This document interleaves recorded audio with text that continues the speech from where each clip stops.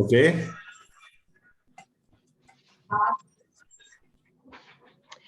निरोग स्ट्रीट आपके live session में मैं नलिनी मिश्रा आप सभी का स्वागत करती हूँ। आज हम मधुमेह के बारे में बातचीत करने वाले हैं। आयुर्वेद के शास्त्रों में मधुमेह के उपचार के लिए विस्तार से बताया गया है, जिसके माध्यम से इस बीमारी को नियंत्रित किया जा सकता है। लेकिन सवाल ये उठता है कि क्लिनिकल प्रैक्टिस में आयुर्वेद के इन सिद्धांतों को अपनाकर मधुमेह रोगियों का सफल उपचार कैसे किया जाए। इसी मुद्दे पर निरोग स्ट्रीट का यह वेबिनार केंद्रित है और आज हमारे साथ बेहद खास मेहमान जुड़े हुए हैं, जिनका नाम है डॉक्टर हिमांशु मिश्रा, जो अंतरराष्ट्रीय स्तर के वक्ता हैं। आयुर्वेद के प्रचार और प्रसार में के लिए अब तक वे 15 से अधिक देशों का दौरा कर चुके हैं। वे प्रांजल आयुर्वेदा के डायरेक्टर हैं और लगभग 20 वर्षों का क्लिनिकल एक्सपीरियंस का भी उनका अनुभव है। आयुर्वेद के द्वारा मधुमेह के इलाज में उन्हें विशिष्टता हासिल की है और अब तक हजारों मधुमेह रोगियों का सफलतापूर्वक उपचार कर चुके हैं। आज अपने इसी ज्ञान को वे निरोग स्ट्रीट के इस वेबिनार में माध्यम से साझा करेंगे। एक्सपर्ट पैनल में हमारे साथ खास मेहमान के रूप में डॉक्टर विशाल शर्मा और डॉक्टर राहुल जैन होंगे। आप सभी का स्वागत है। अब मैं डॉक्टर हिमांशु मिश्रा जी से निरोग स्ट्रीट की तरफ से आग्रह करना चाहूंगी कि इस वेबिनार की शुरुआत करें और मधुमेह पर विस्तार से चर्चा करें। Sir, please start the webinar. नमस्कार, मेरा नाम डॉक्टर हिमांशु मिश्रा है और मैं लुधियाना से बिलोंग करता हूं और यहाँ पे प्रांजल ग्रुप ऑफ क्लिनिक्स जितने भी हमारे हैं, हमारे जो 11 सेंटर हैं पूरे देश में, उसको मैं यहीं से ही ऑर्गेनाइज करता हूं। लगातार हम लोग कोशिश ये कर रहे हैं कि आयुर्वेद जो एक संपूर्ण पैथी है और एक कंप्लीट साइंस है, उसके सहारे हम लोग आज जो जटिल बीमारियां हैं, जैसे मधुमेह है, एक जटिलतम बीमारी आजकल जो है दुनिया में हम लोग सामने आई है। पूरा देश विदेश, ऐसा कोई देश नहीं, ऐसा कोई जगह नहीं जहां पे आज मधुमेह से पीड़ित लोग ना हो।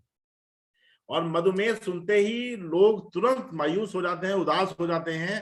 क्यों? क्योंकि मधुमेह एक ऐसी ला इलाज बीमारी बन गई है कि कितना हो कोशिश करने के बावजूद भी लोग इससे बाहर नहीं आ पाते।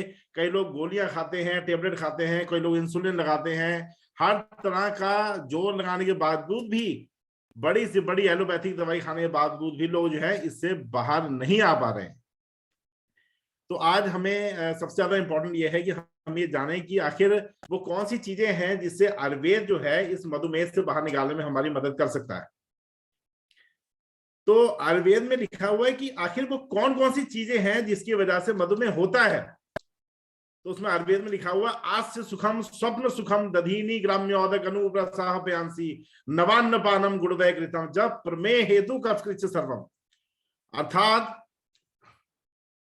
जो रोगी बहुत देर तक एक ही आसन पे, एक ही जगह बैठना पसंद करते हैं, वो लोग जो बहुत देर तक रात को सोना पसंद करते हैं, यानी लेट नाइट सोते हैं और बहुत देर तक सुबह उठते हैं और नया अन्न का सेवन करते हैं, दही का सेवन करते हैं, ज्यादा दूध का सेवन करते हैं, मांस मदिरा का अधिक सेवन करते हैं, नया अन्न का सेवन करते हैं, तो ऐसे लोगों के बारे में क्या किया है कि ऐसे लोगों को मधुमेह जरूर होता ही होता है। इसके पीछे रीजन क्या है?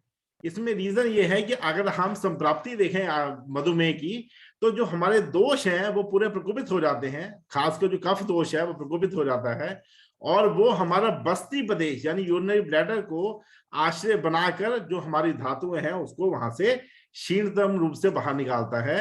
और इसी को ही आयुर्वेद में जो क्षय रोग या मधुमेह रोग से जाना जाता है। तो आप अगर ध्यान से देखेंगे तो इसके जो कारण हैं उसी में ही इसका इलाज है। जैसे कि आयुर्वेद में बताया गया है कि अगर आप अपनी लाइफस्टाइल को ठीक कर दें, यानी कि अगर आप रेगुलर फिजिकल एक्सरसाइज करें, अगर आप सुबह सूरज उगने से पहले उठें, अगर आप प्रतिदिन अपने खाने पीने का ध्यान रखें और निरंतर एक्सरसाइज करके अपने आप को फिट एंड फाइन रखें, अपने वेट को मैनेज रखें और ऐसी चीजें ना लें जिससे कि आपकी जो शुगर है वो हाई लेवल पे जाए, जैसे चीनी लेना, गुड़ लेना, गुड़ वैकृतम च, जैसे गुड़ वैकृतम मतलब गुड़ और गुड़ जैसी मिठाइयां। तो पहले के जमाने में चीनी नहीं होती थी, तो गुड़ के बारे में बताया गया।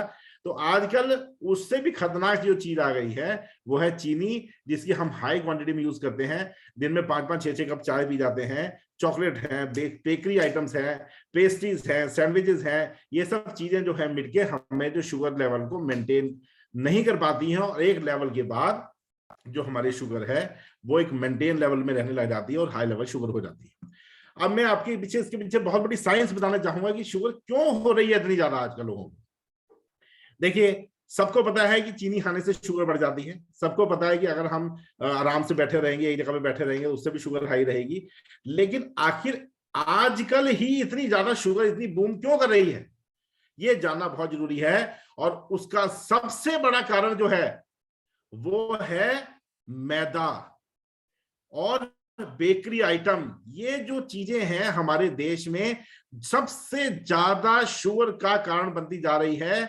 और मैं हाथ जोड़ के अपने जितने जो हमारे आज वेबिनार में अटेंड कर रहे हैं और जितने भी आजकल जो हमारे रोगी हैं या जो डॉक्टर्स हैं उनको बताना चाहूंगा कि हमारे घर में क्या होता है, नाश्ते के रूप में क्या दिया जाता है। 90% लेडीज या जेंट्स जितने भी लोग हैं वो ब्रेड खाना पसंद करते हैं। बड़ा इजीली बन जाता है, थोड़ा सा तवे पर रखा, बन गया, रेडी हो गया, हम लोग खा लेते हैं। कोई होटल में जाए, हम लोग कोई बड़े से बड़े 5 स्टार होटल में जाए, हर जगह ब्रेड अवेलेबल है, बहुत इजीली बन जाती है, हम बड़े इजीली कंज्यूम कर लेते हैं। लेकिन एक ब्रेड जो है वो इतनी ज्यादा जो है हमारी बॉडी में जो शुगर लेवल को बढ़ा देती है कि अगर हम 4 रोटी खाएं और एक ब्रेड खाएं वो एक बराबर है। क्योंकि हमारे आयुर्वेद में सबसे प्रॉब्लम जो मैंने सबसे क्लिनिकली एक्सपीरियंस किया है कि जो लोग बेकरी आइटम बहुत ज्यादा यूज करते हैं, बहुत ज्यादा ब्रेड यूज करते हैं, उनको ये बीमारी बहुत ज्यादा होती है और बेअंत बुरी तरह से पकड़ती है। आप ये देखिए, सुबह सुबह हमारे आयुर्वेद में बोला गया है कि आप ऐसी आहार का सेवन करें जो सुपाच्य हो। जैसे हमारे पुराने लोग बोलते थे कि आप राजे की तरह भोजन करें सुबह। राजे की तरह भोजन ये नहीं बताया गया कि आप परोठे खाएं, बर्गर खाएं, सैंडविचेस खाएं, भटूरे खाएं, समोसे खाएं। नो, ये हम लोगों ने बना दिया इसको। This is absolutely wrong. राजे की तरह भोजन का मतलब ये हुआ है कि जो राजे महाराजे होते हैं वो हाई क्वालिटी फूड, जैसे बादाम है, अखरोट है, स्प्राउट्स है, बॉइल्ड वेजिटेबल्स हैं, खिचड़ी है, दलिया है, इन सब चीजों के बारे में भोजन करने के लिए बताया गया है जो इजीली पच जाए, बड़ी इजीली पच जाए और हमें कोई नुकसान ना दे। आपको जान के बड़ी खुशी होगी, जो रोस्टेड फूड हमारे आयुर्वेद में बताए गए हैं, जो चने, छोले, पॉपकॉर्न, स्प्राउट्स, ये जो रोस्टेड फूड होते हैं, अगर हम 5 किलो भी रोस्टेड फूड खा जाएं तो बॉडी को हमारे एक एटीपी एनर्जी नहीं लगानी पड़ेगी इसको पचाने के लिए। यानी क्या जबरदस्त चीज बनाई है हमारे आयुर्वेद में कि अगर हम रोस्टेड फूड खाएं तो हमारी बॉडी को एनर्जी भी देगा और बॉडी को एनर्जी लगेगी नहीं उसको पचाने के लिए। यानी कि we will gain the protein, energy as well as हमारी बॉडी का कोई नुकसान नहीं हुआ। ये वही बात हुई, आम के आम गुठलियों के भी दाम। इसलिए आयुर्वेद में जो रोस्टेड फूड है उसके बारे में आज बताना चाहूंगा। मैं सबको यहाँ पे बड़ा इंपॉर्टेंट बताना चाहूंगा कि अगर आपने शुगर को मैनेज करना है, डायबिटीज को मैनेज करना है, तो जितना हो सकता है रोस्टेड फूड का सेवन करें। किसी व्यक्ति को आप शुगर चेक कर लें, उसकी अगर शुगर चेक करने के बाद मान लीजिए 200 शुगर आती है और उसको आप आधा किलो रोस्टेड फूड खिला दें, ऐसे बाजरा खिला दें, जौ खिला दें, रोस्टेड चने, छोले, पॉपकॉर्न, जो आपको ठीक लगता है, जो जिसको स्वादिष्ट लगता है वो उसको खिला दें और उसके बाद दोबारा शुगर चेक करें, तो आपको जान के बड़ी हैरानी होगी कि वो शुगर उसकी इंक्रीज नहीं होगी। और दूसरा क्या होगा, उसका पेट भी भर जाएगा, एनर्जी भी आ जाएगी, जो उसको प्रोटीन डाइट चाहिए वो प्रोटीन भी उसको मिल गया और उसकी डायबिटीज बिल्कुल इंक्रीज नहीं हुई। आज आपको मैं मतलब ये अपने बारे में सबको ही बोलते हैं, लेकिन मैं आपको ये बात बताना चाहूंगा, 17,000 लोगों की हम लोग अभी तक शुगर की दवाइयां बंद करा चुके हैं। इसके पीछे रीजन ये है कि हम लोग सिर्फ उसको छोटी छोटी चीजें गाइड करते हैं। ये नहीं कि सिर्फ अकेले खाने से ही ठीक होगा, हम लोग उसको ऐसा डाइट प्लान बताते हैं, ऐसी एक्सरसाइज बताते हैं, ऐसी दिनचर्या बताते हैं उसकी कि वो कुछ महीनों के बाद, कुछ सालों के बाद ये भूल जाता है कि वो डायबिटीज का रोगी है। वो अपनी शरीर को मेंटेन करता है, अपनी एनर्जी को मेंटेन करता है और शुगर जो है उसकी बढ़नी बंद हो जाती है, दवाइयां उसकी बंद हो जाती है और एक समय के बाद वो खुद ही दवाइयों को छोड़ देता है। उसको खुद पता चल जाता है कि ये चीजें लेने से मैं ठीक रहूंगा और ये चीज लेने से मैं ठीक नहीं रहूंगा। तो क्लिनिकली रूप में मैं आज आपको ये बताना चाहूंगा कि सबसे इंपॉर्टेंट बात आयुर्वेद में ये लिखी हुई है कि कई लोग आजकल बोलते हैं कि सुबह उठ के आप फ्रूट्स खाइए।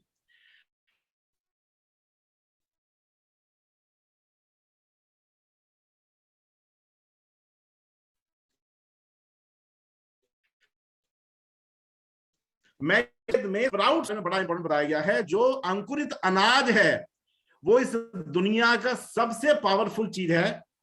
अंकुरित अनाज यानी कि स्प्राउट्स हैं, छोले हैं, जिसको हम फर्मेंटेड फूड बोलते हैं। अगर हम स्प्राउट्स को ज्यादा क्वांटिटी में लिया जाए तो हम ये जानेंगे कि हम पूरी तरह अपने आप को मेंटेन कर पा रहे हैं, स्वास्थ्य को, और जो हमारे माइक्रो न्यूट्रिएंट्स हैं, मिनरल्स हैं, और जितने भी तरह के विटामिन हमारे बॉडी को एनर्जी के लिए चाहिए, हमारे मेंटेनेंस के चाहिए, वो सारी की सारी चीजें जो हैं वो इजीली हमें स्प्राउट से, या कोई जो जैसे छोले हैं, चने हैं, जो भी हम स्प्राउट्स करके यूज करते हैं, वो पूरी तरह हमें मिल जाते हैं। आपको जान के बड़ी खुशी होगी इस बात की कि जो आयुर्वेद है उसने ज्यादा इसको इंपॉर्टेंस नहीं दी है कि भाई आप शुगर के लिए क्या क्या करें, क्या दवाई खाएं, क्या ना खाएं। उन्होंने कहा है कि सिर्फ अपने लाइफ स्टाइल को ठीक कर दें। देखिए, अगर इसका श्लोक मैंने जैसे पहले बताया आपको, आज से सुखम स्वप्न सुखम, ज्यादा देर तक ना सोएं, ज्यादा देर तक आप एक जगह पे ना बैठे रहें। जैसे आजकल आप अगर देखेंगे, जो मेरे क्लिनिकल जितने दोस्त हैं, जितने डॉक्टर्स मेरी बात सुन रहे हैं, उन्होंने देखा होगा कि जो उनके पास मैक्सिमम जो शुगर के रोगी आते हैं, वो आते हैं वो लोग जो मैक्सिमम कुर्सी में बैठे रहते हैं। जैसे जो बाऊ लोग होते हैं, जो आप ऑफिस में काम करते हैं, LIC में काम करते हैं, जो बड़े बड़े ऑफिस में काम करते हैं, जो एक जगह पे बहुत देर तक बैठे रहते हैं, उनको डायबिटीज होती ही होती है। बहुत ज्यादा प्रॉब्लम आती है उन लोगों को। मैक्सिमम जो मेरे पेशेंट्स हैं वो गवर्नमेंट एम्प्लॉइज हैं, जिनको बहुत बहुत देर तक एक जगह पे बैठना पड़ता है, प्लस उनके थोड़ा खाने पीने में भी समोसे आ जाती है। तो मेरी एक आपसे विनती है इस बात की कि जितने सेडेंटरी लाइफस्टाइल का यूज करते हैं, जो लोग बहुत देर तक एक जगह पे बैठे रहते हैं, वो कोशिश करें कि वो एक जगह पे ना बैठे रहें और अपने तो वो अपने आप को फटाफट कर और अपने आप को ना जल्दी से जल्दी इस चीज को मेंटेन करने की कोशिश करें। तो आयुर्वेद में तीसरी चीज बताई है, आज से सुखम स्वप्न सुखम हो गया, यानी ज्यादा देर तक ना बैठें, ज्यादा देर तक ना सोएं। ज्यादा देर सोने का मतलब ये है कि आप सूरज उगने से पहले उठ जाएं। अगर आप सूरज उगने के बाद उठेंगे तो बॉडी में कुछ ऐसी केमिकल चेंजेस आती हैं जिसकी वजह से किसी भी हाल में आपकी जो शुगर है वो ठीक नहीं रह पाती और हमारा जो शरीर है वो बिल्कुल ही कमजोर हो जाता है। इसलिए किसी भी आदमी को अगर सबसे पहला काम अगर करना है शुगर के लिए, तो वो ये है कि आप सबसे पहले सुबह उठना शुरू कर दें। प्रातःकाल मतलब सूरज से पहले उठे, और आप देखेंगे सिर्फ आप एक्सरसाइज भी नहीं कर रहे, आप डाइट ज्यादा कंट्रोल नहीं कर रहे, सिर्फ सुबह उठने से ही आपकी जो शुगर है वो मेंटेन रहने लग जाएगी। और जो शुगर के साइड इफेक्ट्स है, जैसे आंखों पे, हार्ट पे, गुर्दे पे, किडनी पे, ये जो साइड इफेक्ट्स है, इसमें भी आप देखेंगे कि काफी ज्यादा चांसेस आने लग जाएंगे, चेंजेस आने लग जाएंगे। तीसरा काम है दधीनी। दधीनी मतलब दही। अरे दही मीठी नहीं है, दही कोई ज्यादा चीनी वाली नहीं है, वो फटाफट हम लोग खाते हैं। हर खासकर पंजाब में, हरियाणा में, दिल्ली में दही का बहुत ज्यादा कंजप्शन किया जाता है, बहुत ज्यादा यूज किया जाता है। तो हम लोग देखते हैं कि दही का बहुत ज्यादा यूज करने के बावजूद लोग हम लोग सबसे ज्यादा जो है वो शुगर को हमारे बढ़ जाता है।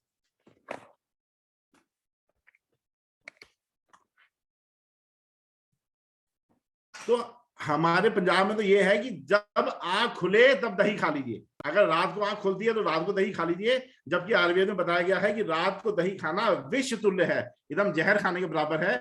जैसे हम पॉइजन खाते हैं वैसे ही दही खाना है। और आखिर दही को ऐसे क्यों बोला गया है, दधीनी यानी कि दही को क्यों बोला गया है कि दही का इस्तेमाल ना करें?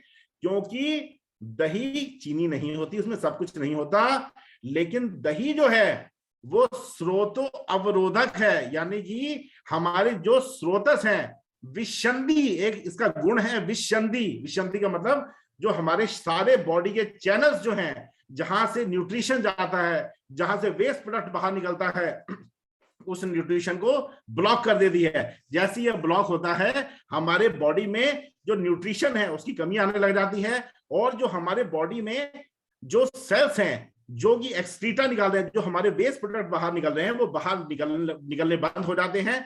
दोनों ही चीजें बॉडी के लिए बहुत घातक हैं। आयुर्वेद में पहला बोला गया है, क्या जी बोली गई है, दोष धातु मलमूलम ही शरीरम, यानी कि जो दोष धातु जो है जो हमारे सेल्स का, मान लीजिए ये सेल है, इसका न्यूट्रिशन करने के लिए हमें न्यूट्रिशन चाहिए, वो चैनल्स के थ्रू आएगा, कोई ना कोई पैसेज के थ्रू आएगा, उस पैसेज को ब्लॉक कर देता है। और इस सेल्स में जो चीजें निकलती हैं, जो वेस्ट प्रोडक्ट निकलते हैं, उसको निकलने के लिए चैनल के थ्रू बाहर जाना पड़ेगा, उस चैनल को भी ब्लॉक कर देती है।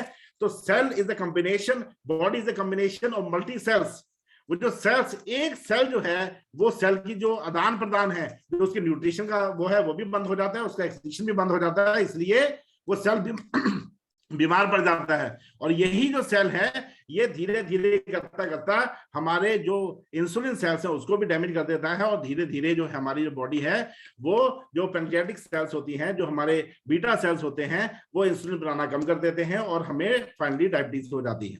इसलिए जो दही है, वो दही का भी इस्तेमाल बंद किया गया है। लेकिन उसी दही, वही जो दही है, अगर उसको तक्र की फॉर्म में खाएं, यानी कि लस्सी के फॉर्म में हम लें, तो वही अमृत है। अमृत क्यों? आयुर्वेद में बोला गया है कि जो तक्र है वो एक अमृत के समान है, और अगर उसी दही को पतली हम पानी में डाल के पतला करके अगर हम कंज्यूम करें, तो वही जो लस्सी, वो दही जो है वो अमृत की तरह काम करती है, हमारे डाइजेशन लेवल को बढ़ाती है, हमारे पेट को मजबूत करती है, हमारे डाइजेस्टिव सिस्टम को मजबूत करती है, और हमारी बॉडी में ताकत लेके आती है। और इसी चीज से हमारी जो बॉडी है वो पूरी तरह दोबारा मजबूत हो जाती है। और साथ में जो न्यूट्रिशन है हमारी बॉडी को, जो अग्नि प्रधान है, हमारी जो सारी आयुर्वेद है वो बेस्ड अपॉन काया चिकित्सा। काया चिकित्सा क्या चीज है? काया चिकित्सा एक अग्नि की चिकित्सा है। 13 प्रकार की हमारे बॉडी में अग्नि होती है, उसी प्रकार की जो उसका मूलभूत है वो हमारा अग्नि, यानी कि स्टमक, जो जठराग्नि है, वो सबसे इंपॉर्टेंट है, और तक्र लेने से जठराग्नि का इंक्रीज हो जाता है। आयुर्वेद में एक बड़ी इंपॉर्टेंट बात बताई हुई है, वो है शहद। अब शहद मीठा होने के बावजूद भी हमारे शुगर को नहीं बढ़ाता। अगर कोई बहुत प्योर शहद का इस्तेमाल करे, 1 चम्मच शहद सुबह शाम ले, तो वो हमारे जो डायबिटीज है उसमें नुकसान नहीं देता। सगों हमारे आयुर्वेद में कई ऐसी औषधियां हैं जो शहद के साथ देने के लिए बताई गई हैं, क्योंकि शहद अपने आप में जो है वो शुगर को बढ़ाने वाला नहीं, शुगर को ठीक करने वाला है, क्योंकि ये लघु है, बड़ी आसानी से पच जाता है, और हमारे स्रोतस को खोलता है, और हमारे शरीर को एनर्जी देता है। प्लस इसमें फ्रक्टोज होता है, ग्लूकोज नहीं होता है, इसी वजह से ये हमें एनर्जी भी देता है, और हमारे शुगर को भी नहीं बढ़ाता है। सबसे और इसमें अच्छी बात यह है कि जो मधु है, यानी कि जो शहद है, वो अमृत है। यानी आयुर्वेद में इसको अमृत की संज्ञा दी गई है। क्यों अमृत की संज्ञा दी गई है? क्योंकि ये जो है शहद कभी खराब नहीं होता, जितना पुराना हो उतना अच्छा है। और सबसे अच्छी बात जान के होगी कि इसका सबसे इंपॉर्टेंट एस्पेक्ट ये है कि असली शहद की पहचान ये है कि कई लोग इसमें बोलते हैं कि कई लोग जो शहद होता है, असली शहद, वो शहद जम जाता है, जो असली शहद नहीं जमता, या जो कई शहद उसमें आग लगाने से कोई शहद जो है वो नहीं जलता। ऐसी कई तरह की भ्रांतियां हैं कि जो शहद है वो किस प्रकार का, अच्छी क्वालिटी का होता है। लेकिन मैं आपको बहुत छोटा सा सिंपल सा इसका एक टेक्निक बताऊंगा प्योर शहद और इम्प्योर शहद को जानने का। आयुर्वेद में इसको बोला गया है, ये अमृत है। अमृत किसके लिए बना है? अमृत सिर्फ इंसानों के लिए बना है। जो उच्चतम जाति है हमारे जितने भी सिविलाइजेशन की, उसकी उच्चतम जाति जो है वो है इंसान। और अगर आप ये जानना चाहते हैं कि जो शहद असली है या नकली, उस शहद को आप सीधा रोटी में लगाइए और किसी जानवर को, कुत्ते को दे दीजिए, अगर वो खा गया तो नकली शहद, नहीं खाया तो असली शहद। ये सबसे बड़ी पहचान है आयुर्वेद की। और ये आप जान के बड़ा आनंद लेंगे कि ये आप करके खुद देखिएगा, आपको खुद पता चल जाएगा कि कौन सा शहद असली है, कौन सा शहद नकली। आयुर्वेद इतनी ऊंची साइंस है कि इसने बता दिया है कि ये चीज अमृत है। अमृत मतलब वो चीज जो हमें अमर कर दे। अरे जो शहद खुद नहीं खराब होता, खुद नहीं मरता, वो हमें कैसे मरने देगा? खुद सोच के देखिए। लोग शहद बंद कर देते हैं, पहले दिन से आपका अमृत बंद कर देते हैं। अमृत बंद नहीं करना, अमृत शुरू कराना है। और हमें अमरता की तरफ जाना है, अमर बनना है, 100 साल तक जीना है। और 100 साल तक जीने के लिए हमारे आयुर्वेद में 6 तरह के जो अमृत हैं, वो 6 तरह के अमृत सेवन करना पड़ेगा। और वो अमृत शहद है। पहला अमृत जो है वो शहद है। और आज मैं आपको 6 चीजें बताना चाहूंगा। ये 6 चीजें अगर प्रतिदिन कोई व्यक्ति लेता है, एवरी डे जो लेता है, उसमें कोई न्यूट्रिशनल डिसऑर्डर नहीं आ सकता। कोई मिनरल, कोई विटामिन, कोई कैल्शियम, कोई भी चीज उसको लेने की जरूरत नहीं पड़ेगी। अगर ये 6 चीजें कोई व्यक्ति लेता है तो वो 6 चीजें कौन कौन सी है? पहली चीज है पानी, दूसरा चीज है गाय का दूध, तीसरी चीज है हरी मूंग की दाल, चौथी चीज है सीजनल फ्रूट्स एंड वेजिटेबल्स, पांचवी चीज जौ, बार्ले, जौ, और 6वीं चीज है आंवला। अगर ये 6 चीजें प्रतिदिन कोई व्यक्ति लेता है, उसके शरीर में कोई मिनरल, कोई विटामिन, कोई माइक्रोन्यूट्रिएंट्स की कमी नहीं हो सकती। आचार्य चरक ने बताया है कि ये 6 चीज लेने के बाद ये कंप्लीट फूड है किसी भी इंसान के लिए। लेकिन याद रखिएगा प्रतिदिन लेना है, every day you have to take this. अगर जौ और कोई अन्न के बारे में नहीं बताया, गेहूं के बारे में नहीं बताया, बाजरे के बारे में बताया, कुछ नहीं बताया, जौ के बारे में बताया। क्यों जौ के बारे में बताया? क्योंकि जौ एक ऐसा दिव्य चीज है। मेरी हाथ जोड़ से सबके रिक्वेस्ट है, सबसे कि अगर आपने शुगर को खत्म करना है, शुगर के साइड इफेक्ट्स को खत्म करना है, तो आज से गेहूं को कम से कम कर दीजिए, जौ और बाजरे को जितना ज्यादा बढ़ा सकते हैं उतना बढ़ा दीजिए। और इसमें मिक्स नहीं करना है। जौ मतलब जौ की रोटी खानी है, बाजरा मतलब बाजरे की रोटी खानी है, कोई मिक्सचर नहीं होना चाहिए, कोई गेहूं नहीं होना चाहिए। अगर आप सिर्फ जौ खाना शुरू कर दें तो आपकी डायबिटिक न्यूरोपैथी, मुझसे आज लिखवा लीजिए, 1 महीने के अंदर डायबिटिक न्यूरोपैथी हाफ हो जाएगी। किसी के पैर जलन देते हैं, किसी आंखों से सेक निकलता है, हाथ पैर सुन्न रहते हैं, पैरों में दर्द है, पैरों में एनर्जी नहीं है, सिर्फ 1 महीना मेरे कहने पे 2 चीजें खाइए, वो है जौ और दूसरा है आंवला। अगर कोई व्यक्ति को इसमें आराम नहीं आता, उसके लिए मैं पूरी तरह जिम्मेदार हूं। मैं आपको दिल खोल के बता रहा हूं, मेरे पे कोई छुपाने वाली चीज नहीं है। जिन लोगों की डायबिटिक न्यूरोपैथी प्रीगैबलिन से, नोट्रिप्टिलिन से, गाबापेंटिन से ठीक नहीं हो रही, उनको लगातार 3 महीने आप दबा के आंवला खिला दीजिए। अगर उनको आराम नहीं आता, उसके लिए मैं जिम्मेदार हूं। केवल आंवला अपने आप में डायबिटिक न्यूरोपैथी ठीक करने के लिए मोर देन इनफ है। प्लीज उसको समय दीजिए, पेशेंट को समझाइए कि देखिए ये जो चीजें हम आपको दे रहे हैं ये बेसिकली आपको सुन्न बना देती है, आपको ठीक नहीं करती। लेकिन जो देखिए पूरे जितने डॉक्टर मेरी बात समझ रहे हैं, हमारे बॉडी में शुगर करती क्या है? शुगर क्या करती है? जो हमारे फाइन कैपिलरीज होती हैं, जो छोटी छोटी कैपिलरीज हैं, उसको ब्लॉक कर देती हैं, ब्लड सप्लाई बंद हो जाती है, और उसकी वजह से सारी बीमारियां पैदा होती है। चाहे वो हार्ट अटैक हो, चाहे वो नेफ्रोपैथी हो, चाहे वो ब्रेन डिसऑर्डर हो, चाहे वो डायबिटिक न्यूरोपैथी हो, कहीं पे भी जो चीजें होती हैं, कुछ भी होता है डायबिटिक रिलेटेड, वो माइक्रो कैपिलरीज के ब्लॉकेज होने की वजह से होता है। और दुनिया में माइक्रो कैपिलरीज की रीजनरेशन के लिए, उसकी रीफॉर्मेशन के लिए, ब्लड सप्लाई बढ़ाने के लिए आंवले से अच्छा ना कुछ हुआ है, ना कुछ होगा। नोट कर लीजिए, ना कुछ हुआ है, ना कुछ होगा। 5000 साल पहले भी जो आंवला था, that was number 1 antioxidant in the world, आज भी नंबर 1 ऑक्सीडेंट रहेगा, 5000 साल बाद भी नंबर 1 ऑक्सीडेंट ही रहेगा। क्योंकि जब आचार्य चरक ने लिख दिया कि it is the most powerful antioxidant in the world, it will be the most powerful antioxidant in the world. All the research in Ayurveda is already done. Only thing we need is to apply. एक बार apply करना शुरू करिए। एक बार मेरे कहने पे patient को दबा के आंवला खिलाइए, 3 महीने आंवला खिलाइए। उसकी रेटिनोपैथी, उसकी डायबिटिक न्यूरोपैथी और जितनी भी उसकी शरीर में कमजोरियां हैं, उस कमजोरी में अगर आराम नहीं आता, आई एम रिस्पॉन्सिबल।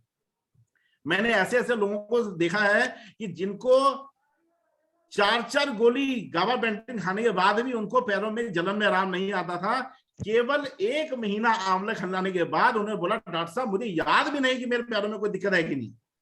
तो एक बार अपने आयुर्वेद पे हम विश्वास करके आयुर्वेद शुरू करिए। आप लोगों को कोई डायबिटिक पेशेंट आए, कोई भी डायबिटिक पेशेंट आए, प्लीज उसको आंवला और जौ जरूर दीजिए। जौ इतनी पावरफुल चीज है, आपको जान के बड़ी हैरानी होगी कि कुरान शरीफ में लिखा है कि जो इंसान रोज जौ खाता है वो शैतान से भी ज्यादा स्ट्रांग हो जाता है। तो हम तो शैतान नहीं है, हम लोग इंसान हैं, लेकिन हम लोग इतने मजबूत तो हो सकते हैं कि शैतान रूपी डायबिटीज से हम लोग इजीली इससे लड़ सकें। शैतान basically means is diseases and we want to fight diseases. पुराने जमाने में इसको एक मतलब डिजीज के रूप, कोई भी डिजीज जो थी वो शैतान के रूप में माना जाता था। इसलिए आज के समय में ये नीड है कि तो जौ है, द जौ इज द मोस्ट पावरफुल कोई भी अन्न, जितने भी दुनिया में अन्न है, उसमें सबसे पावरफुल जो जौ है, जौ को इसलिए हम लोगों ने छोड़ दिया क्योंकि जो जौ है वो टेस्टी नहीं लगता। इसलिए आजकल, पुराने समय में अगर आप बंगाल, यूपी, बिहार, उड़ीसा ऐसी जगह पे जाएंगे तो आज भी यहाँ जौ का सत्तू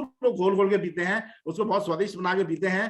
तो ये गर्मी के लिए भी अच्छा है, सर्दी के लिए भी अच्छा है, ताकत के लिए भी अच्छा है, एनर्जी के लिए भी अच्छा है। और आपको जान के बहुत आनंद आएगा कि अगर कोई व्यक्ति जौ खाएगा, 4 रोटी भी खा लेगा जौ की, तो उसकी डायबिटीज में कोई ज्यादा फर्क नहीं पड़ेगा। वही अगर 2 रोटी गेहूं की खा लेगा तो उसकी शुगर सीधा 300 पहुंच जाएगी। मैंने कहने का मतलब यह है कि शुगर कोई, आज हम लोग इस बात में बात नहीं, हम लोग सिर्फ क्लिनिकल बात करने आए हैं, हम लोग ये कोई शुगर के बारे में बताने नहीं आए। मैं क्लिनिकल एक्सपीरियंस शेयर करने आया हूं आपसे, जो मैंने अपने फादर को देखा, मेरे अपने बड़े बुजुर्गों को देखा, मैंने खुद अपने हाथों से देखा कि डायबिटीज जिनकी 480-85 आई है, उन लोगों को भी सिंपल ये जौ खिला के, स्प्राउट्स खिला के, आंवला खिला के, गिलोय खिला के, हल्दी खिला के, एक्सरसाइज करा के, अच्छी नींद ले आके, उसका डिप्रेशन को दूर करके हम लोग डायबिटीज को डाउन ले आते हैं। और मैंने एक और चीज देखी है, अगर किसी की शुगर 180-200 भी रहती है और अगर वो रेगुलर एक्सरसाइज करता है और आंवला और तुलसी, हल्दी, गिलोय का रेगुलर सेवन करता रहता है, उसको कोई फर्क नहीं पड़ता बॉडी में, उसको कोई प्रॉब्लम नहीं होती, कोई आंखों की प्रॉब्लम नहीं, कोई प्यास की प्रॉब्लम नहीं, कोई यूरिन की प्रॉब्लम नहीं, कोई भी। अब जो 3 चीजें हैं, पॉलीयूरिया, पॉलीपेप्सिया, पॉलीफेजिया, ये तीनों ही चीजें उसकी कंट्रोल रहती हैं। अगर कोई व्यक्ति, मेरा क्लिनिकल एक्सपीरियंस है ये, अगर कोई व्यक्ति प्रतिदिन 45 मिनट्स कसरत करता है, जिसमें उसको पसीना है, शरीर में खूब पसीना है, 45 मिनट कसरत करता है और प्रतिदिन आंवला खाता है, उसको डायबिटीज का कुछ नहीं बिगाड़ सकती। कुछ और ले ना ले, तुलसी ले ना, तुलसी भी ना ले, गिलोय भी ना ले, कुछ ना ले, कुछ ना ले, मेरे कहने पे अगर प्रतिदिन आंवला लेता है और प्रतिदिन 45 मिनट एक्सरसाइज करता है, तो मैंने कोई भी डायबिटीज पेशेंट को, आज मेरे पास सब, मतलब भगवान की कृपा से बहुत ज्यादा डायबिटीज पेशेंट हैं और उनका मैं एक्सपीरियंस आपको बता रहा हूं। जो लोग प्रतिदिन मेरी बात मानकर एक्सरसाइज करते हैं और प्रतिदिन आंवले का सेवन करते हैं, मैंने उनकी स्थिति खराब होती नहीं देखी। और अगर आप मानेंगे तो आप किसी भी व्यक्ति को अब रेगुलर, उसको चाहने पे ना चाहने पे, अगर कोई व्यक्ति अपंग है, कमर उसकी दुखती है और उसको बहुत ज्यादा दर्द है, तो उसको कहिए चेयर पे बैठ के योगा पीटी करे, चेयर पे बैठ के हाथ हिलाता रहे, एक्सरसाइज करता रहे, कुछ भी करे, लेकिन हमारी बॉडी को हिलाना जरूरी है, क्योंकि आंवला तब ही काम करेगा, नोट कर लीजिए, तब ही काम करेगा जब आपके पास उसको देने के लिए कुछ खुराक हो, कुछ चीज हो। अगर आप कैपिलरीज को खोलने के लिए आप पंप नहीं कर रहे हैं, और आंवला अकेला कुछ नहीं कर पाएगा, एक्सरसाइज के साथ जब आप आंवला देंगे तो वो कैपिलरीज को खोल देगा, आपकी रेटिना की कैपिलरीज को खोल देगा, आंखों को ठीक कर देगा, स्किन ठीक कर देगा। और आप मेरी बात मान के एक छोटा सा काम करिए, पेशेंट आए, उसकी एक फोटो खींच के रख लीजिए, 45 डेज लगातार उसको आंवला खिलाइए, 45 डेज लगातार उसको कसरत कराइए, कोई डायबिटीज मत चेक करिए, सिर्फ डायबिटीज को थोड़ा बहुत ठीक रहने दीजिए और उसके फेस पे चेंजेस देख लीजिएगा, आप खुद आगे देखेगा, वो बोलेगा डॉक्टर साहब मैं काफी ठीक हूँ, मेरे उसके फेस पे एनर्जी आ रहेगी, ताकत आ रहेगी, he will have the confidence to fight against this disease. तो डायबिटीज क्या है, आयुर्वेद में आंख बंद करके हर एक व्यक्ति का ट्रीटमेंट नहीं बोला गया, उसमें बोला गया है शुगर के रोगी 2 तरह के होते हैं, बड़ा सिंपल है। कौन कौन से रोगी होते हैं, एक मेदस्वी रोगी होता है, एक मोटा रोगी होता है और एक पतले रोगी होते हैं। ये 2 ही तरह के रोगी होते हैं। एक रोगी जो है, जो पतला है, उसको हम खाने के लिए नहीं देंगे, मर जाएगा वो। तो आयुर्वेद में एकदम सिस्टम बताया हुआ है कि क्या करना, क्या आपने, कि जो मेदस्वी रोगी है उसको आप लंघन कराएं, यानी उसको खाली पेट रखें, उसको हल्की चीजें दें, फ्रूट्स दें, वेजिटेबल्स दें, खिचड़ी दें, दलिया दें, उसका वेट कम करें और एनर्जी को बढ़ाएं, ठीक है। लेकिन दूसरी तरफ जो व्यक्ति पतला है, जो व्यक्ति कमजोर, ऑलरेडी कमजोर है, उस व्यक्ति का अगर आप खाना पीना बंद कर देंगे, वो तो खत्म हो जाएगा। पहले उसका वेट 45 किलो 50 किलो है, ऊपर से आप उसका खाना पीना बंद कर दें, रूक्ष पदार्थ दे दें, तो जो व्यक्ति पतला है उसमें ऑलरेडी वात बढ़ी हुई है, ऊपर से और आप वात उसको चीजें देके उसका और वात बढ़ा देंगे, तो उससे शरीर का नुकसान हो जाएगा। तो हमने क्या करना है, हर 2-2 घंटे बाद उसको फ्रूट्स, वेजिटेबल्स का सूप, थोड़ा खिचड़ी, थोड़ा दलिया, थोड़ा अलग अलग तरह के यूश, आयुर्वेद में अलग तरह के यूश बनाने को बोला गया, वो यूश बना के दें। उससे क्या होगा, ये सब चीजें करने से उसका बॉडी का बल बना रहेगा, और आयुर्वेद में बल ही सब कुछ है। बेसिकली आपने सबने पढ़ा ही होगा, हम सबने पढ़ा ही है क्षय रोग के बारे में। तो शुगर भी एक क्षय रोग है। तो आयुर्वेद में क्या लिखा है? क्षय रोग। क्षय रोग, जिन लोगों को क्षय रोग हो चुका है उनको दो चीजें ठीक करनी है। पहली चीज उनकी हेल्थ को मेंटेन करना है, यानी कि उनकी एनर्जी को ठीक रखनी है। और दूसरी चीज क्या बोलिए, उनके मल को कंट्रोल करके रखना है। यानी कि ऐसी कोई दवाई नहीं देनी जिससे कि लूज मोशंस लग जाए, वॉमिटिंग लग जाए, उल्टियां लग जाए या पेट खराब हो जाए, ऐसा कोई दवाई नहीं देनी। और दूसरा काम क्या करना है, उसकी एनर्जी को मेंटेन रखना है। लगातार उसको वेजिटेबल्स का सूप, खिचड़ी, दलिया सब देते रहना है। अलग अलग तरह की चीजें देनी है, रोस्टेड चीजें देनी है उसको। आपने जो क्या कहते हैं, खिचड़ी बना के दीजिए, जौ की रोटी बना के दीजिए, मक्खन खिलाइए। अब कई लोगों का मानना है कि जो मक्खन से कोलेस्ट्रॉल बढ़ता है, ये सब झूठ है। मक्खन से कोई कोलेस्ट्रॉल नहीं बढ़ता। मक्खन से कोलेस्ट्रॉल ठीक होता है, लेकिन मक्खन घर का निकाला हुआ व्हाइट मक्खन होना चाहिए। आयुर्वेद में आपको ज्यादा टेस्ट कराने की कोई जरूरत नहीं। मैं आपको सिंपल सा तरीका बताता हूं। हम मक्खन को रिड़कते हैं तो क्या होता है, जो मक्खन तैर के ऊपर आ जाता है। जो चीज हल्की होगी वही ऊपर आएगी। अब जो चीज ऊपर आ गई वो हल्की है तो वो हमारे शरीर को कभी नुकसान नहीं पहुंचा सकती। जो मक्खन है, it is the only thing which is स्निग्ध and reduces the wait.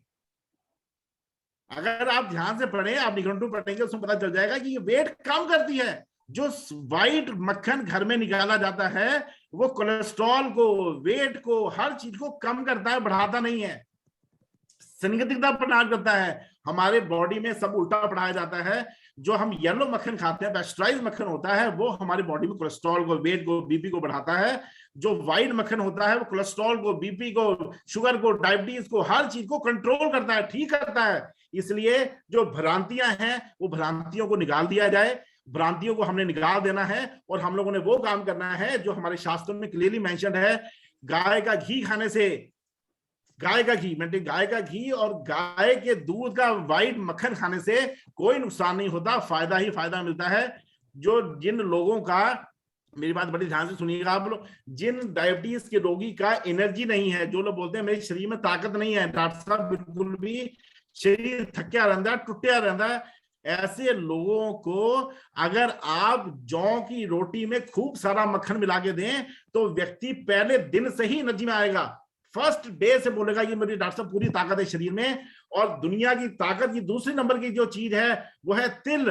White and black तिल जो होते हैं वो दुनिया की सबसे बड़ी ताकत की चीज है। वर्ल्ड में मैंने तिल से ऊपर ताकत की कोई और चीज नहीं देखी है। अगर किसी व्यक्ति को कमजोरी है और दो व्यक्ति कमजोरी वाले बैठे हैं, एक आदमी रेड बुल पीता है और दूसरा आदमी अगर तिल और गुड़ खाता है, तो दोनों को एक समान एनर्जी आएगी। आप करके देख लीजिएगा जब मर्जी किसी को अगर ऐसा लगता है कि उसकी बॉडी में थकावट है, वीकनेस है, तो तिल और गुड़ को चबा के खा जाए, ऊपर से आधा चम्मच शहद खा लाए, शहद पी के ऊपर गर्म पानी पी ले, उसको वो एनर्जी आएगी कि वो कहेगा कि जितनी बड़ी ठंड में मुझे ले रहा हो, शिमला ले रहा हो, जहां मर्जी ले रहा हो, मुझे कोई तकलीफ नहीं। रीजन क्या है? आयुर्वेद में सारा कुछ है, सिर्फ समझने की जरूरत है। हम लोग जो है डायबिटीज से खुद भी डर जाते हैं, पेशेंट को भी डरा देते हैं। हम लोगों ने पेशेंट को फ्रीडम देनी है। पेशेंट को सुबह सुबह ही आप फ्रूट्स खिला दीजिए, खूब सारे फ्रूट्स खिलाइए, एक चम्मच शहद खिला दीजिए, तो उसकी जो कार्विंग होती है शुगर के प्रति, जो उसकी ललक होती है शुगर के प्रति, वो खत्म हो जाती है। और वो पेशेंट जो है वो अपने आप को इतना सेटिस्फाइड फील करता है, इतना ज्यादा अपने आप को कंपल्सेटिव फील करता है कि उसको कोई प्रॉब्लम होती ही नहीं। शुगर तब प्रॉब्लम करेगी ना अगर कोई व्यक्ति थकावट फील करेगा, एनर्जी कम फील करेगा, उसकी आंखों से दिक्कत आएगी, उसके पैरों में दर्द होगा, तब उसको तकलीफ होगी ना। जब उसकी ये सारी तकलीफें ठीक हो जाएंगी तो उसको किस बात की प्रॉब्लम? इसलिए डायबिटीज को ठीक करना सिंपल है।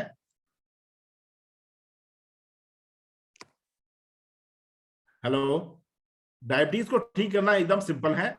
और अगर किसी व्यक्ति को यह पहचान लिया जाए कि वो मितस्वी है या पतला है, उसके हिसाब से उसको ट्रीटमेंट दिया जाए, उसको शहद के बारे में ज्ञान दिया जाए, उसको घी के बारे में ज्ञान दिया जाए, उसको अन्न के बारे में ज्ञान दिया जाए, उसको खाने की रेसिपीज बताई जाए, उसको बताया जाए कि वो एक्सरसाइज करे, क्या करे। इससे किसी भी रोगी को किसी भी हद तक ठीक किया जा सकता है।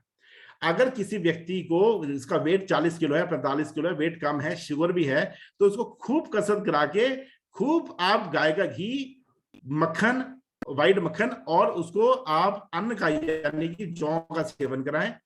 अलग अलग तरह की सब्जियों का सूप बना के उसको पिलाएं, उसका वेट गेन हो जाएगा। हर महीने उसका आधा आधा किलो, 1 1 किलो वेट कम बढ़ जाएगा उसका, और उसके शरीर में पूरी एनर्जी आ जाएगी। ये तो बात रही हमारी डाइट की। अब आयुर्वेद में अब हम क्या करते हैं, जनरली जो हम लेक्चर देते हैं या जो हम बताते हैं लोगों को, तो हम बताते हैं कि आप बसंत कुसुमाकर खा लो जी, आप ये खा लो जी, आप गुड़ मार खा लो जी, आप ये खा लो। देखिए ये गलत है। आयुर्वेद में हर एक पेशेंट अलग है, हर एक पेशेंट अलग है, उसका ट्रीटमेंट भी अलग है। इसलिए मैं कभी भी किसी लेक्चर में ये नहीं बताता कि आप ये वाली दवाई खा लीजिए, ये दवाई खा लीजिए। ये एक कॉमन चीज जब हम बना देते हैं किसी के लिए, ये आयुर्वेद को सबसे ज्यादा नुकसान देती है। अगर मैं आज बोलूं कि ये बसंत कुसुमाकर सबको खाना चाहिए, नो, दिस इज रॉन्ग। कई लोगों को डायबिटीज, किडनी में दिक्कत है, उसको हम लगातार बसंत कुसुमाकर खिला देंगे और दिक्कत आ जाएगी उसको।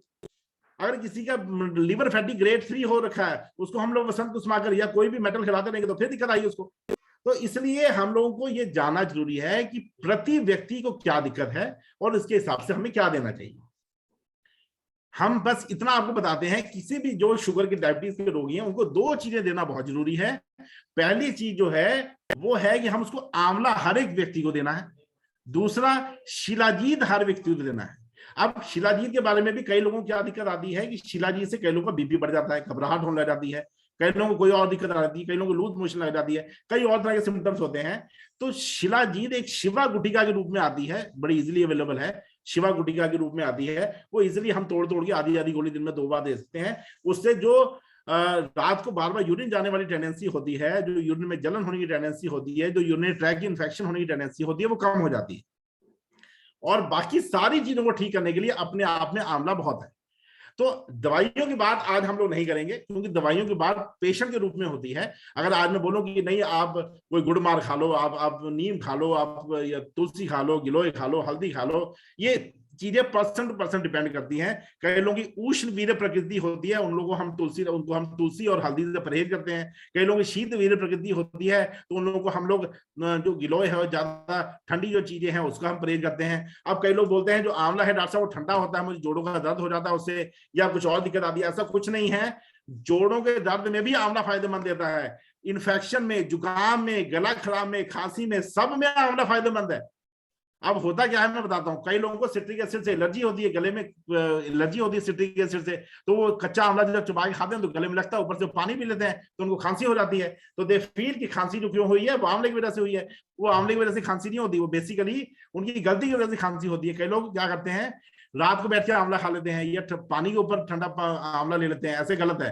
कई लोगों को गले में अगर आंवले से एलर्जी है या सिट्रिक एसिड से एलर्जी है तो आंवले की कैप्सूल खा सकते हैं, आंवले की गोलियां खा सकते हैं, अलग तरह सबको आंवला देने का तरीका। इसलिए पिंडे पिंडे मृति व्रणम आयुर्वेद में बताया हुआ है, हर एक तरह का वेग है उसको। कई लोग यूरिन का बैठे बैठे रहते हैं, वो यूरिन का रोग वेग रोकते रहते हैं, तो आयुर्वेद में वेगों को रोकना भी इंपॉर्टेंट बताया गया। आप वेग मत रोकिए किसी का, ठीक है। तो आयुर्वेद में क्या बताया हुआ है, ना वेगान थारद्यमान जादान मूत्र पुरुषो ना रेतसो ना वातस्य ना छरद्य शब्दों ना उद्गारस्य ना जिह्वाया ना वेगान शुद्ध पिपास्यो ना बाष्पस्य ना निद्रायाः निश्वासस्य श्रमेण च। यानी कि जो हमारे वेग हैं, जो लैट्रिन का वेग, पेशाब का वेग, हमारे उल्टी का वेग, अंगड़ाई का वेग, ये वेगों को नहीं रोकना चाहिए। और इन वेगों को रोकने से भयंकर रोग उसी वक्त ऑन दी स्पॉट उत्पन्न हो जाते हैं। तो पेशेंट को बताइए कि अगर आप डायबिटीज है और आपको यूरिन आ रहा है तो सारे काम छोड़ के आप यूरिन जाइए। अगर आपको भूख लग रही है तो सारे काम छोड़ के आप खाना खाइए। अगर आपको नींद आ रही है तो सारे काम छोड़ के आप सोइए। तो जो वेग है उसको आप मेंटेन करके रखिए। सिंपल सा आंसर है, कोई इसमें कोई रॉकेट साइंस नहीं है, इट इज वेरी सिंपल। ये आयुर्वेद का बड़ा सिंपल सा सिद्धांत है कि अगर रोगी को ठीक रखना है तो उसको एक रसायन चाहिए, वो है आंवला। दूसरा क्या चाहिए, जो रसायन हो गया, अब रोग है, रोग को ठीक करने के लिए क्या चाहिए, कसरत। और कसरत को मेंटेन करने के लिए क्या चाहिए, मल्टीविटामिन के रूप में शिलाजीत। और हमारे मेंटल लेवल को ठीक करने के लिए क्या चाहिए कि हम लोग जो हास्य रसायन है, लोगों से हंसें, टाइम बिताएं, अपने दोस्तों से मिलें, आनंद लें। और मेरी एक पर्सनल एक्सपीरियंस ये है कि जो लोग जिम जाते हैं या जो लोग सैर ज्यादा करते हैं, उससे कहीं बेटर अगर कोई लोग स्पोर्ट्स खेलें, कोई बैडमिंटन खेले, टेबल टेनिस खेले, तो वो मेंटल और फिजिकल दोनों एक्सरसाइज साथ में हो जाती है।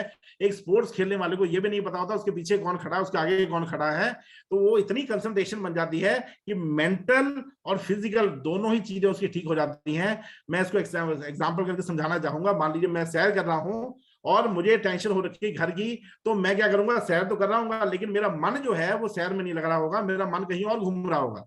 लेकिन अगर हम वही बैडमिंटन खेल रहे हैं, टेबल टेनिस खेल रहे हैं, तो ना चाहते हुए भी मन और शरीर दोनों जुड़ जाते हैं और इतना कंसंट्रेशन बन जाती है कि आदमी को यह नहीं पता होता कि दुनियादारी में क्या हो रहा है, कुछ नहीं पता किसी को।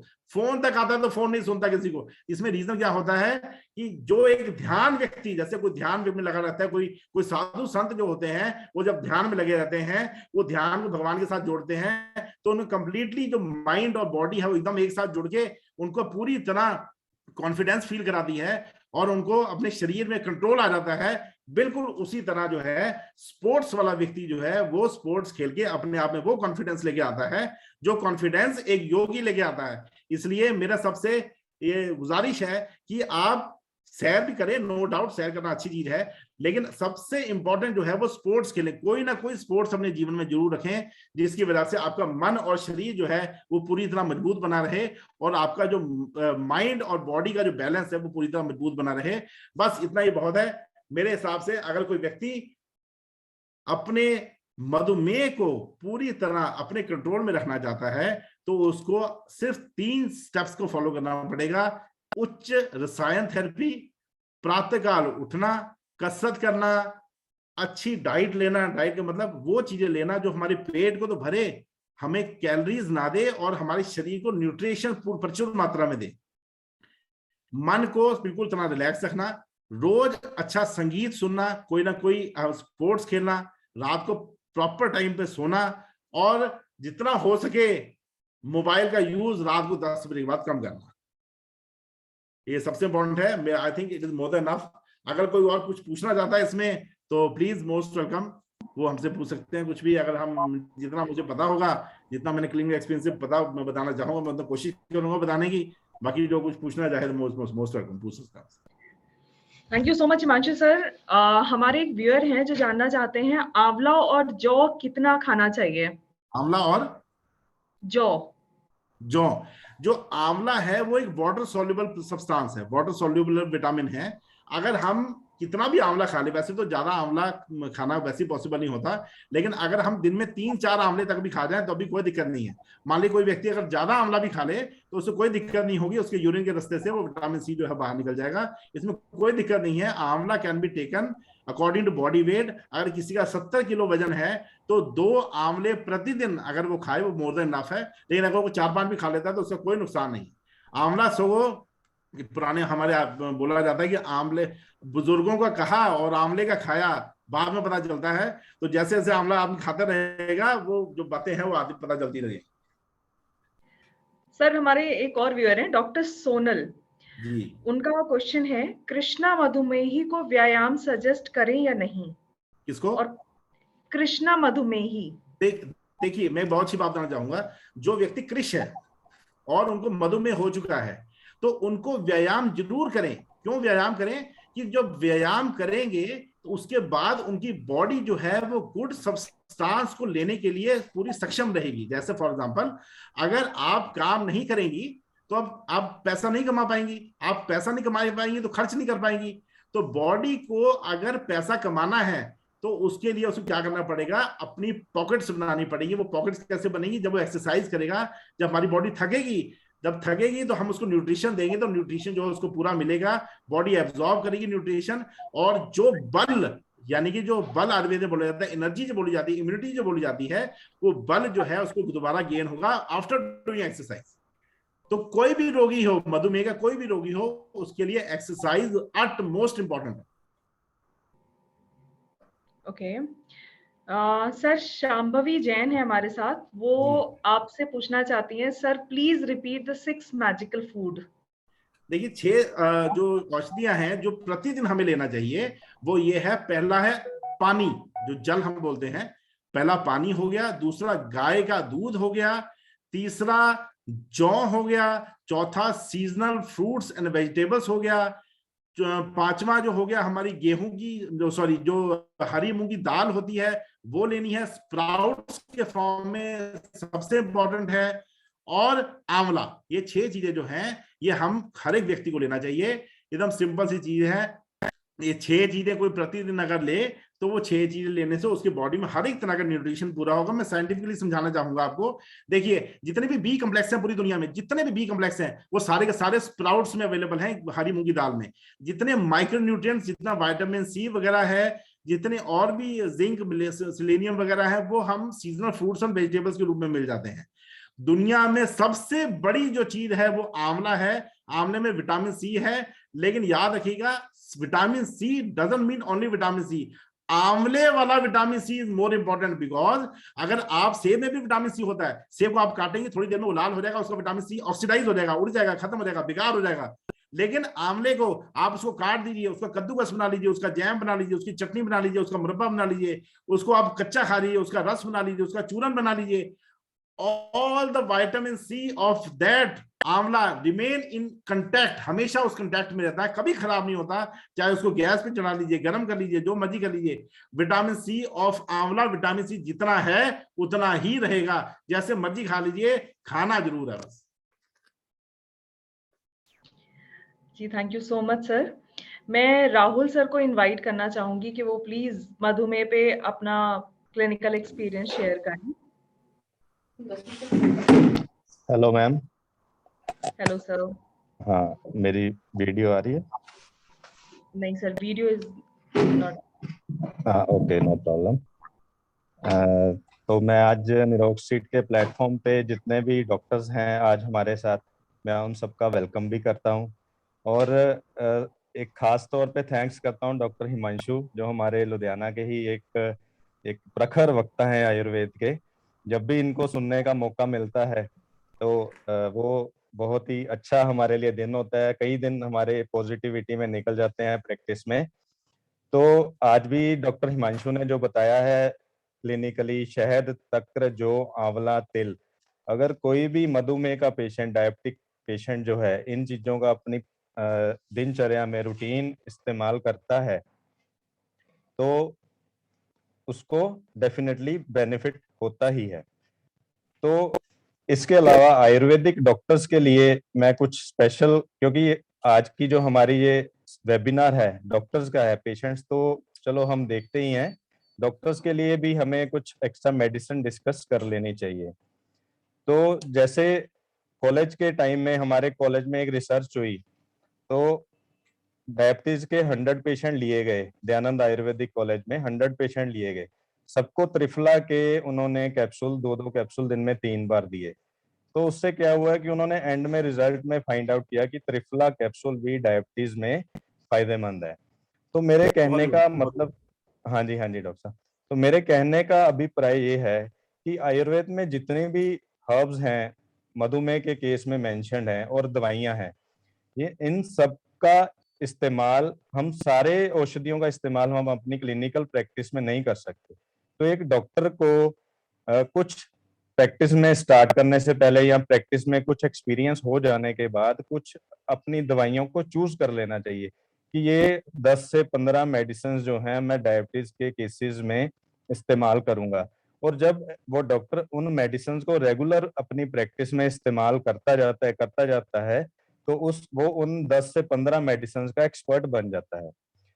फॉर एग्जाम्पल, जैसे कि कुछ दिन पहले का मैं एक केस डिस्कस करूं, तो एक 50 साल का एक पेशेंट था, एवरेज बिल्ड था, जिसको कि डायबिटिक न्यूरोपैथी डायग्नोज किया गया था। काफी हॉस्पिटल्स में उसने प्रीगाबालिन, जैसे डॉक्टर हिमांशु ने भी बताया था, प्रीगाबालिन वगैरह काफी हाई डोज में ले लेता था। इसके अलावा वो लोकल एप्लीकेशन में भी प्रीगाबालिन का साल्ट आता है, वो भी उसको इस्तेमाल कर रहा था, लेकिन उससे उसको कोई रिलीफ नहीं था।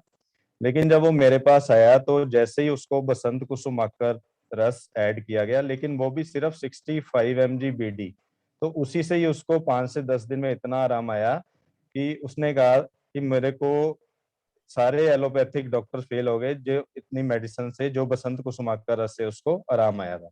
अब जब हमारे पास एक मेडिसिन आ गई बसंत कुसुमाकर रस, जिसका हमें श्योर है कि इसने रिजल्ट देने ही देने हैं, तो रेगुलर ट्राई हमें उसमें क्या देखना है कि इसकी पर डे डोज जो है हमें 30 mg से लेके 500 mg पर डे हम इसका दे सकते हैं। क्योंकि अगर हम अपनी आयुर्वेद सार संग्रह उठाएं तो उसमें इसकी डोज ऐसे भी मेंशन किया गया है 250 mg BD। लेकिन पेशेंट की पॉकेट भी देखनी है, उसकी प्रकृति भी देखनी है, सब चीजों को देख के ही हमें उसको बसंत कुसुमाक का रस एडवाइज करना है। इस पेशेंट में मैंने सिर्फ 65 mg बीडी दिया तो उससे उसको रिजल्ट आ गए। तो ऐसे ही हम जैसे रूटीन में इसको हर तरह के पेशेंट में इस्तेमाल करेंगे डायबिटीज में, तो हमें समझ आ जाएगा कि बसंत कुसुमाक का रस को कहाँ पे देना है, किस हिसाब से देना है। बिल्कुल। और इसी तरह से मैं टोटल आज 4 मेडिसिन के बारे में डिस्कस करने वाला हूँ। एक फर्स्ट तो बसंत कुसुमाक का रस हो गई, और मेरे से ज्यादा एक्सपीरियंस डॉक्टर हिमांशु इसके बारे में बता सकते हैं। और भी इसके अलावा जो 2 मेडिसिन और हैं, आरोग्यवर्धिनी और चंद्रप्रभा वटी, ये 2 मेडिसिन ऐसी हैं जैसे हमारे पास पेशेंट जो प्री डायबिटिक केसेस जो आते हैं, जिनको हम लाइफस्टाइल एडवाइस कर देते हैं, जो आयुर्वेद में अच्छी चीजें बताई गई हैं दिनचर्या में, जैसे डॉक्टर हिमांशु ने भी बताई, शहद है, तक्र है, ये सब एडवाइस करने के बाद भी हमें भी अपने पास से कुछ देना है ताकि जो उनका मेटाबॉलिक सिंड्रोम है उसको वो कवर करे। ऐसे केसेस में आरोग्यवर्धिनी और चंद्रप्रभा वटी प्री डायबिटिक केसेस को सॉर्ट आउट कर देते हैं हमारी प्रॉब्लम को, और पेशेंट का जो प्री डायबिटिक स्टेटस है वो इम्प्रूव कर देता है, मेटाबॉलिक सिंड्रोम उसका कवर हो जाता है इन 2 मेडिसिन से ही। और फोर्थ और लास्ट मेडिसिन जो मैं डिस्कस करूंगा आज, वो है शिलाजीत से बनी हुई शिलाजितवादी वटी। आप शिवा गुटिका भी ले सकते हैं या शिलाजितवादी वटी भी ले सकते हैं। शिलाजितवादी वटी बेसिकली शिलाजीत और त्रिभंग का योग है। इसका भी डायबिटीज में बहुत ही बढ़िया इस्तेमाल अपने क्लिनिक्स में हम सभी डॉक्टर्स द्वारा किया जाता है। ये 4 ड्रग्स प्लस इनके अलावा कोई भी हर्ब जो आप अच्छा समझे, जैसे गुडुची है, गुडुची का क्वाथ किसी भी इन हर्ब्स रस औषधियों के साथ मिला दें तो उनकी पोटेंसी डबल ट्रिपल इफेक्ट देखने को मिल सकता है। तो मैं इन्हीं 4 औषधियों का वर्णन आज करने आया था आप सबके साथ। तो आगे मैं अगर डॉक्टर हिमांशु को ही फॉरवर्ड करता हूँ, अगर किसी ने कोई क्वेश्चन है या वेबिनार में कुछ पूछना है तो आगे पूछा जा सकता है। धन्यवाद। थैंक यू डॉक्टर साहब, थैंक यू, थैंक यू। हाँ जी सर। और डॉक्टर साहब डायबिटिक न्यूरोपैथी वाले को आंवला जरूर दीजिए। हाँ जी सर, वो जो उनका हर्बल मेडिसिन चल रही थी उनमें तो इंक्लूडेड था, लेकिन अश्वगंधा शिलाजीत आंवला देने के बाद भी उसको इम्प्रूवमेंट जब नहीं मिला तो बसंत कुसुमाकर ऐड करने पे रिजल्ट मिल गया। बसंत कुसुमाकर मितस्वी पुरुषों को बहुत ज्यादा इफेक्ट पड़ता है। हाँ जी सर। जो फैट वाले होते हैं, जिनका वेट ज्यादा होता है, उनको बहुत तेजी से आराम आता है बसंत कुसुमाकर से। हाँ जी, हाँ जी, हाँ जी। Thank you so much Rahul sir. मैं विशाल सर को इनवाइट करना चाहूंगी कि प्लीज वो अपना इस टॉपिक के रिगार्डिंग क्लिनिकल एक्सपीरियंस जरूर शेयर करें हमसे। Sure ma'am. जैसे कि डॉक्टर हिमांशु ने बहुत अच्छे से टोटल डिस्क्राइब किया, the topic was very well explained. Doctor congratulations to you. अच्छा, इसमें 2 चीजें मैं आपको इसी चीज में ऐड करूंगा। वो ये है कि एक तो डॉक्टर साहब ने जैसे बताया ना कि और डॉक्टर राहुल ने भी बहुत अच्छा बताए थे, बट वही चीज है डॉक्टर हिमांशु वाले के, इसमें हर subject depending upon person to person vary करता है अपना treatment. It is not like सबके लिए सेम नहीं चल सकता। डॉक्टर साहब ने जब एक्सप्लेन कर रहे थे डिजीज का, तो ही टोल्ड के गुड मार सब लोग बोलते हैं, तो वही चीज है जी कि हर बंदे को अगर आप बोलोगे कि सेम ड्रग नहीं इफेक्ट करेगी। और डॉक्टर राहुल जैसे बता रहे थे ना कि इन्होंने कुछ केसेस में जैसे गुडुची दे दिया, तो ऑब्वियसली कोई ड्रग किस पेशेंट को इफेक्ट कर रही है वो आप तभी बता सकते हो अगर आप उस ड्रग की आपको थरो नॉलेज होगी, और आपने जैसे उन्होंने कहा कि 10-15 हर्ब्स को आप स्पेशलाइज कर लो, उसके ऊपर आप फोकस करो, ताकि आपको उसके plus minus pros and cons दोनों आपके सामने हो। आपको खुद को बताना चाहिए कि कहाँ पे वो ड्रग देनी है और किस केस में वो नहीं देनी। आंवला का नो डाउट हमें सबको पता है कि आंवला जैसे बता रहे थे कि सियाने का कहा और आंवले का है ना खाया, वो बाद में पता चलता है। वही चीज है कि लॉन्ग टर्म में हमें पास्ट एक्सपीरियंस बताता है कि आंवला लंबे टाइम में पहले दिया जाए तो उसका पॉजिटिव इफेक्ट्स ही आएंगे। इनफैक्ट नॉट जस्ट आंवला, आई विल से कि त्रिफला एज अ कॉम्बिनेशन अगर हम दें तो that is also very effective, उसका भी बहुत इफेक्ट जबरदस्त आएगा इसमें। अच्छा, एक चीज मैं इसमें हाईलाइट करनी चाहता हूँ कि जैसे डॉक्टर साहब बता रहे थे गेहूं के बारे में, तो हम कहीं एक पीछे इसकी ना स्टडी हुई तो जिसमें हमें ना फाइंड आउट किया थोड़ा हमने रिसर्च की तो पता चला, कहते हैं कि ईरान से ओरिजिनेट हुआ है गेहूं। तो ईरान से ओरिजिनेट हुआ है means basically it is not Indian food. तो जो हम बिकॉज इन्वेडर्स आए, उन्होंने इंडिया को इन्वेड किया और they invaded it through Punjab and है ना दिस प्लेस। तो ऑब्वियसली वो ही यहाँ गेहूं लोग को लेके आए। और एवरीबडी नोज के व्हीट एलर्जी और ग्लूटेन कितनी ज़्यादा कॉमन है इस रीजन में। तो जो कि जैसे आप बिहार या यूपी या वेस्ट बंगाल या इवन साउथ में लगाएं, उतने ज़्यादा केसेस उसके ग्लूटेन एलर्जी के वहाँ पे नहीं मिलेंगे, because those people are not taking that much of wheat. In fact वो लोग ज़्यादा खाते हैं चावल या जौ, जैसे डॉक्टर हिमांशु बता रहे थे। तो ऑब्वियसली अगर हम इसी चीज को अगर माइंड में रखें तो वी हैव टू अंडरस्टैंड कि बिकॉज देखो, अगर आप किसी डाइटिशियन को भी सुनो ना, तो वो डाइटिशियन क्या बोलते हैं कि जो लोकल फूड जो है या लोकल जो आपका मतलब अन्न है, वही आपकी बॉडी के लिए ज्यादा बेनिफिशियल है। तो जौ या गेहूं, ऑब्वियसली जौ और गेहूं में डिफरेंस ये रहेगा ही रहेगा, क्योंकि जौ जो है वो इंडियन, देखो आज से 50-60 साल पहले की बात भी अगर हम काउंट करें तो उस टाइम पे भी बाजरे की रोटी बनती थी घरों में, जौ की रोटी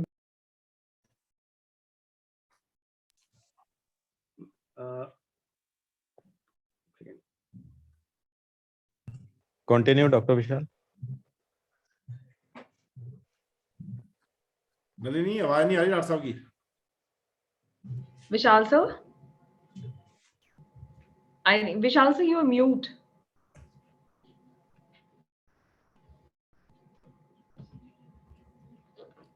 Wait a minute, sir.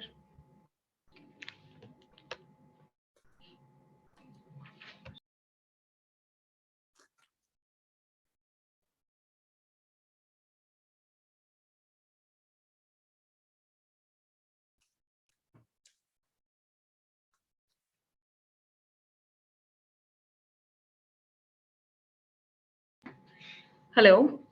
So I think Vishal sir mobile से कनेक्टेड थे, अभी उनका मोबाइल स्विच ऑफ जा रहा है। सो हिमांशु सर, आप कंटिन्यू कर सकते हैं। नहीं ठीक है, जो भी डॉक्टर विशाल ने बोला वो बिल्कुल ठीक बोला। Vishal sir is back, I suppose. Yeah I am back. We had some wifi issue. अच्छा चले, anyhow I think I have completed my talk. I have just explained it. Doctor Himanshu और डॉक्टर राहुल ने बहुत अच्छे से एक्सप्लेन किया। So I think back to Nalini. Thank you so much. So doctor Himanshu Mishra ji, आपका बहुत बहुत धन्यवाद। मधुमेह जैसी जटिल बीमारी के बारे में आपने बड़े ही सरल तरीके से बताया। Doctor Vishal Sharma ji and doctor Rahul Jain ji, आपका भी बहुत बहुत आभार। लाइव सेशन के दौरान आए सभी वैद्यगणों को भी धन्यवाद। निरोग स्ट्रीट पर आयुर्वेद के ज्ञान के आदान प्रदान का यह सिलसिला आगे भी चलता रहेगा। जल्द ही मिलते हैं एक नए विषय और एक नए वक्ता के साथ। तब तक निरोग स्ट्रीट के साथ बने रहें। धन्यवाद। Thank you very much doctor Vishal. Thank you doctor Rahul, बहुत बहुत धन्यवाद। Welcome sir, welcome always. ठीक है डॉक्टर साहब, ठीक है।